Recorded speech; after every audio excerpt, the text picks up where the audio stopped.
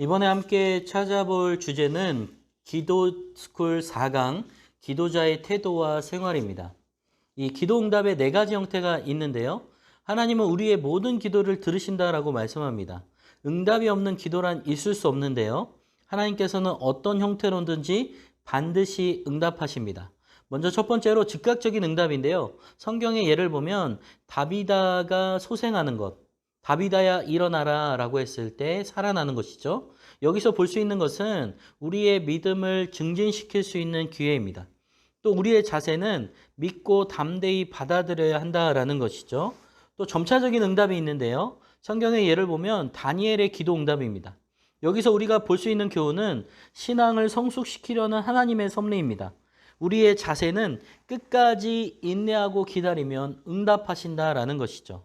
그래서 기도는 반드시 응답된다라는 것이죠. 세 번째는 특별한 응답인데요. 성경의 예를 보면 마게도냐인의 환상을 볼 수 있습니다. 여기서 교훈을 보면 우리의 기대보다도 더 좋은 응답으로 주시기 위함인데요. 우리의 자세는 성령의 음성에 민감해야 한다라는 것이죠. 바울의 계획이 번번이 좌절되자 바울로서는 하나님이 인도하심에 자신을 맡길 수밖에 없는 처지가 됩니다.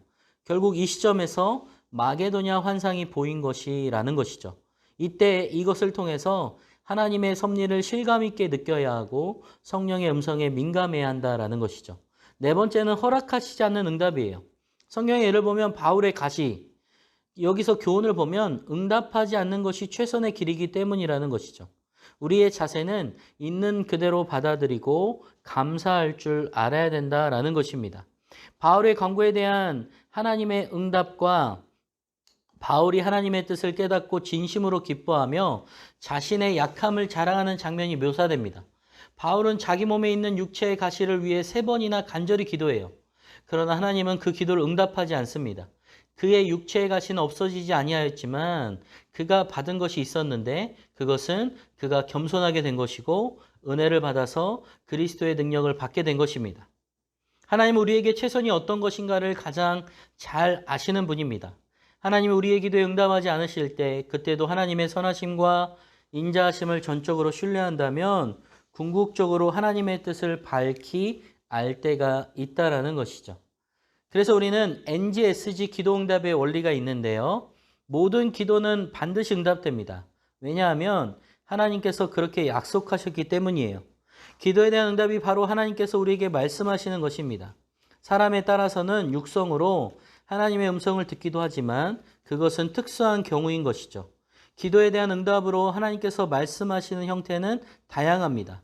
크게 4가지 형태로 나타날 수 있는데 이게 NGSG로 요약됩니다. 즉 아니다, no, 성장하라, grow, 기다리라, slow, 가라, go.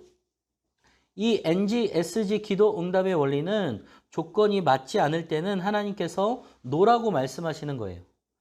기도하는 우리가 올바르지 않을 때, 정말 시간적으로 때가 좋지 않을 때, 또 모든 것이 올바를 때 이렇게 다양하게 말씀하시는데요. 조건이 맞지 않을 때는 no라고 말씀하십니다.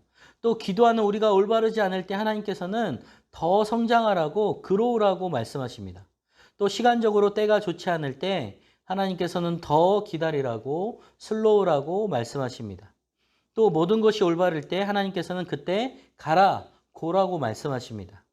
다음은 우리가 성경과의 만남을 살펴보기를 원하는데요. 누가복음 18장 9절에서 14절 말씀은 이 본문을 꼭 읽어보시면 좋겠습니다. 이 본문은 예수님께서 바리새인과 세리의 기도를 비유로 들으시면서 올바른 기도 태도를 가르치시는 부분입니다.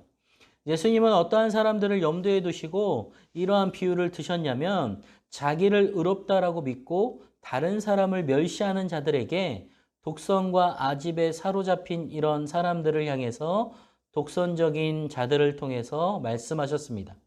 바리새인의 기도와 세리의 기도에서 볼 수 있는 각각의 특징과 내용은 무엇이냐면 바리새인의 기도는 일에 2번씩 금식하고 11조를 드렸습니다. 또 세리의 기도는 멀리 서서 눈을 들어 하늘을 보지 않고 나는 죄인으로소이다 라고 기도했습니다. 결국 이 두 사람 중 의로운 자로 인정받은 사람은 누구이냐면 바로 자기를 낮추는 자였습니다. 정말 겸손히 하나님을 인정하고 그분께 우리의 모든 것을 맡기고 이웃을 존귀하게 여기는 사람이야말로 진정으로 자신을 높이는 기도임을 잊지 말아야 됩니다. 결국 우리는 이 두 사람의 기도를 통해서 어떻게 정리할 수 있습니까? 첫 번째, 자기를 낮추는 자 겸손함의 태도. 또 오른손이 하는 일을 왼손이 모르게 하는 그런 겸손의 태도. 또 다른 사람의 위에 섬기는 자. 이러한 것들을 통해서 감사하는 태도, 배려의 기도, 함께하는 기도를 해야 합니다. 그래서 기도자에 대한 연구를 해보면요. 우리의 기도가 하나님께 상달되기 위해서는 올바른 자세와 태도를 지니는 것이 중요합니다. 왜냐하면 하나님께서는 우리의 중심을 보시기 때문이에요. 진리를 따라 믿음을 갖고 겸손히 인내하는 기도의 자세가 필요한데 시편 37편 3절에서 9절에 보면 하나님께서 기뻐하시는 기도자의 자세를 잘 소개하고 있습니다. 먼저 첫 번째는 여호와를 의뢰하고 선을 행하라. 또 여호와를 기뻐하라. 여호와를 의지하라. 여호와를 참고 기다리라. 또 여호와를 소망하라. 경건한 자로서 여호와를 경외하고 그를 섬기는 자의 신앙적인 태도를 가져야 합니다. 여호와를 기대하는 자들은 진정으로 여호와의 땅에 거하는 권리를 누리게 된다라는 것이죠. 그렇다면 응답받는 기도의 요건은 무엇일까요? 첫 번째는 하나님의 뜻대로 구해야 돼요. 우리의 뜻이 아닌 하나님의 뜻대로 구해야 된다라는 것이죠. 두 번째는 전적인 믿음으로 구해야 합니다. 완전히 맡기지 못하는 기도는 진정한 기도라 할 수 없는 것입니다. 세 번째는 끝까지 포기하지 않고 기도하는 거예요. 믿음의 기도는 반드시 응답될 것이라고 성경은 말씀합니다. 그러므로 오래 참음으로 기도하고 간절한 마음으로 정말 하나님 앞에 끝까지 중단하지 말고 기도해야 된다라는 것이죠. 그렇다면 우리가 기도할 때 버려야 할 태도는 무엇이 있을까요? 첫 번째는 죄를 버려야 돼요. 죄는 하나님과 인간 사이를 가로막는 장벽이기 때문입니다.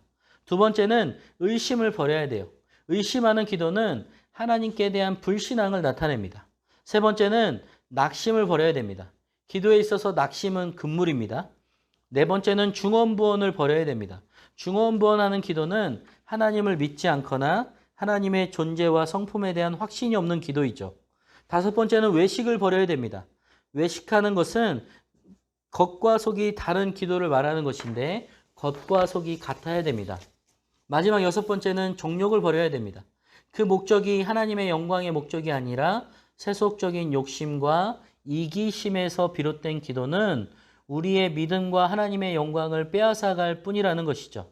그래서 우리는 정말로 이 버려야 할 것은 버리고 가져야 할 것은 가지면서 하나님께 기도하는 것이 중요합니다. 그래서 응답받는 기도의 요건을 정리해 보면 하나님의 뜻을 구하라. 또 믿음으로 기도하라. 포기하지 말고 끝까지 기도하라 라고 말합니다. 또 기도할 때 버려야 할 태도는 죄를 버려라, 의심을 버려라, 낙심을 버려라, 중언부언하는 것을 버리라고 말합니다. 그래서 신구약에서 등장하는 기도의 모습을 보면요. 앉아서 기도하기도 하고요.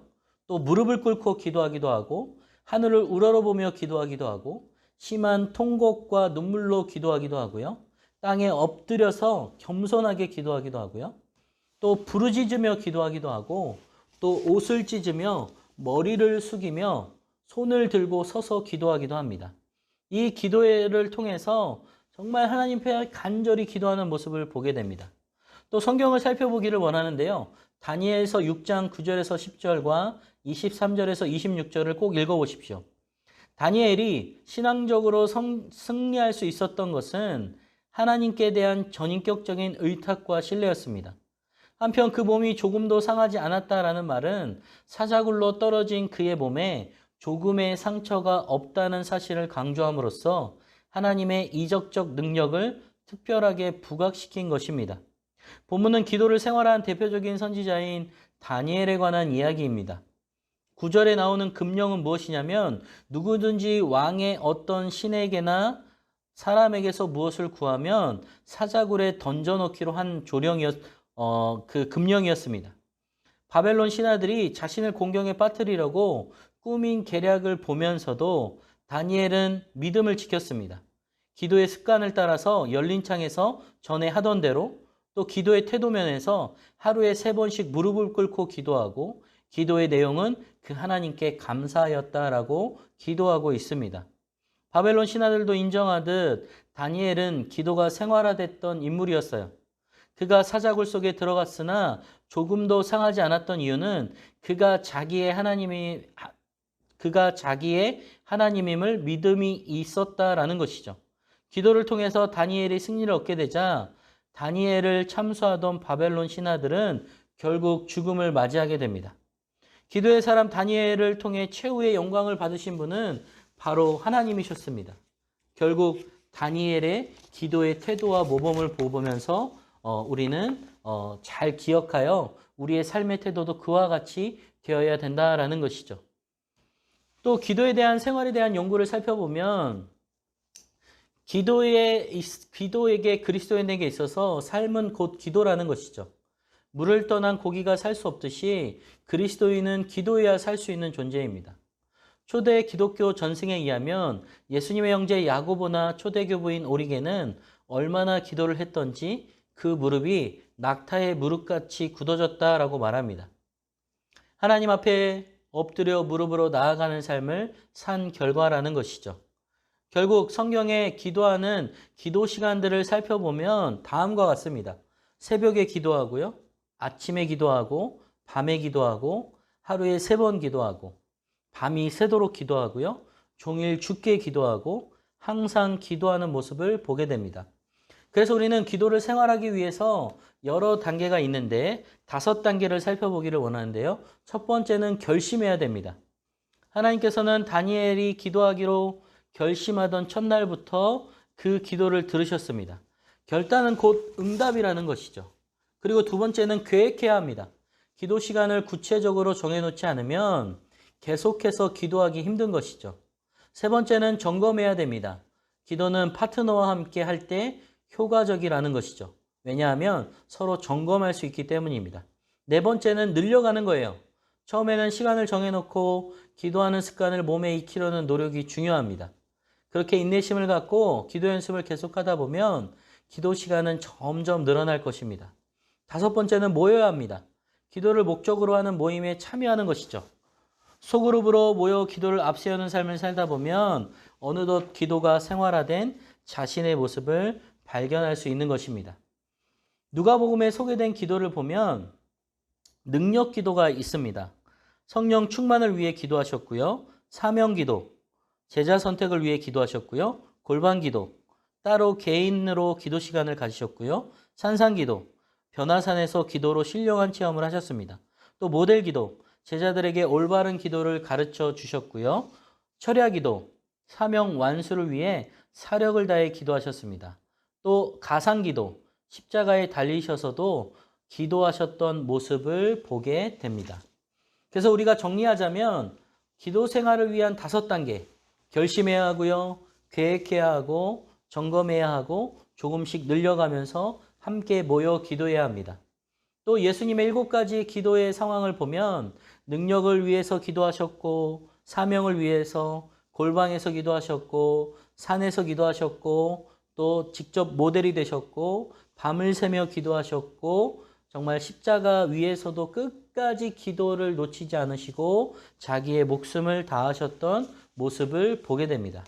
바라기는 여러분들이 이 기도의 생활과 태도를 통해서 정말 예수님의 기도로 돌아가고 예수님의 태도를 우리가 바로 알아 닮아가는 여러분들의 삶의 모습이 되기를 주님의 이름으로 축복합니다.